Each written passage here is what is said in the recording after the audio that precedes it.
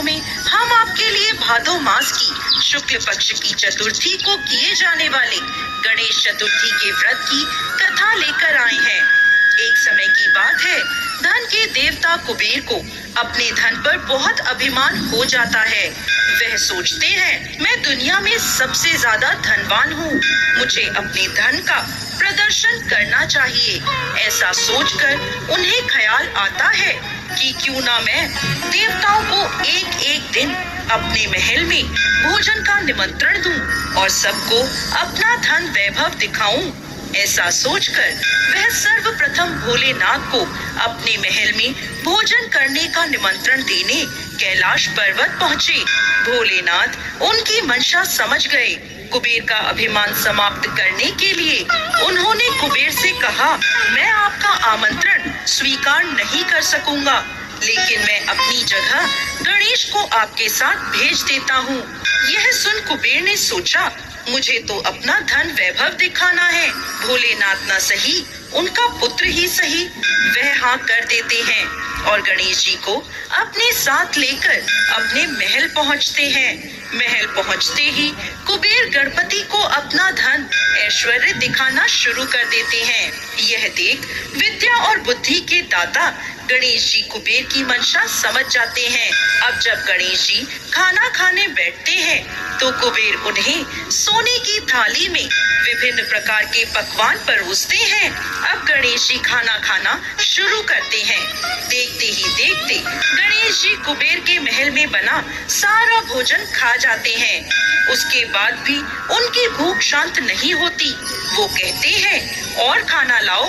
तब कुबेर बोले, महाराज, महल में बना सारा भोजन समाप्त हो गया है। गणेश जी कहते हैं, घर में जो भी फल फूल आदि हैं, वो ले आओ। कुबेर जी वो भी गणपति जी को दे देते हैं। उसे खाने के बाद गणेश जी कहते हैं, मैं तो अभी भी भूखा हूँ।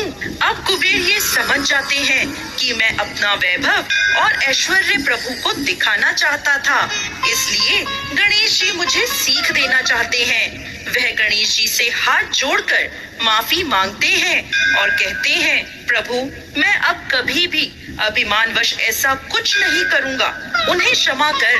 गणेश जी वहाँ से अपने घर कैलाश पर्वत के लिए निकलते हैं। अब क्योंकि गणेश जी ने बहुत सारा खाना खाया था, उनका वजन बढ़ जाता है। अब वह अपनी सवारी नन्हे से मूषक पर बैठकर अपने घर कैलाश पर्वत के लिए चलते हैं। गणेश जी के वजन को संभालते हुए मूषक धीरे धीरे चलता हुआ कैलाश पर्वत की ओर निकलता है। रास्ते में मूषक का संतुलन बिगड़ जाता है और गणेश जी मूषक से नीचे गिर जाते हैं तो उनके सारे कपड़े, हाथ पैर आदि गंदे हो जाते हैं। गणेश जी उठकर आसपास देखते हैं कि कहीं किसी ने देखा तो नहीं। आसपास उन्हें कोई नहीं दिखता, लेकिन उन्हें हंसने की आवाज आती है। तब गणेश जी देखते हैं कि आसपास तो कोई नहीं है, फिर ये हंसने की आवाज किसकी है? गणेश जी की नजर आसमान में चंद्रमा पर पड़ती है, जो उन्हें देखकर हंस रहे होते हैं। चंद्रमा को हंसता हुआ देखकर गणेश जी को क्रोध आ जाता है। वो क्रोध में चंद्रमा को श्राप देते हैं, तुम्हें अपनी सुंदरता पर बहुत अभिमान है, आज से तुम्हारा यह रूप नहीं रहेगा। गणेश जी के श्राप देते ही चंद्रमा कांतिहीन हो जाते हैं। यह देख चंद्रमा को अपनी गलती का भान हो जाता है। वह गणेश जी से माफी मांगने लगते हैं। बार बार माफी मांगने पर गणेश जी का गुस्सा शांत होता है। वह चंद्रमा से कहते हैं, मैंने जो आपको श्राप दिया है वह पूर्ण रूप से समाप्त नहीं होगा, परंतु माह में एक दिन आप पर श्राप का पूर्ण असर दिखाई देगा। उस दिन आप किसी को भी दिखाई नहीं देंगे। तब से चंद्रमा अमावस्या के दिन चंद्रमा किसी को भी दिखाई नहीं देता। गणेश जी आगे कहते हैं, इसके बाद आपकी कलाएं बढ़ती जाएंगी और पूर्णिमा के दिन आप अपने पूर्ण स्वरूप में दिखाई देंगे। फिर पूर्णिमा के बाद अमावस्या तक आपकी कलाएं घटती जाएंगी। साथ ही साथ गणेश जी उन्हें एक वरदान देते हैं, हर चतुर्थी पर जब मेरी पूजा होगी आपकी भी पूजा की जाएगी। आपको अर्घ देने के बाद ही चतुर्थी का व्रत पूर्ण माना जाएगा। साथ ही साथ गणेश जी ने कहा, क्योंकि आज गणेश चतुर्थी है और आपने मेरा अपमान किया है, इसलिए आज के दिन यदि कोई आपको देख लेगा तो वह कलंक का भागी बनेगा।